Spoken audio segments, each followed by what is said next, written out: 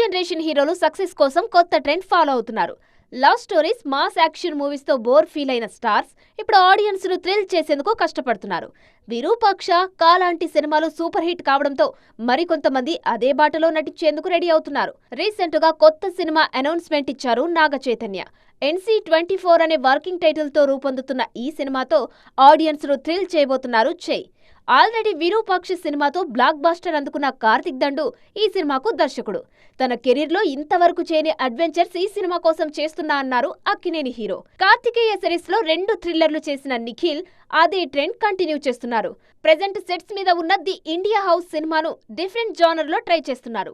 కార్తికేయ 3 తోనూ మరోసారి తన మార్క్ చూపించబోతున్నారు. బెల్లంకొండ సాయి శ్రీనివాస్ కూడా ఇదే ట్రెండ్ లోకి వచ్చారు.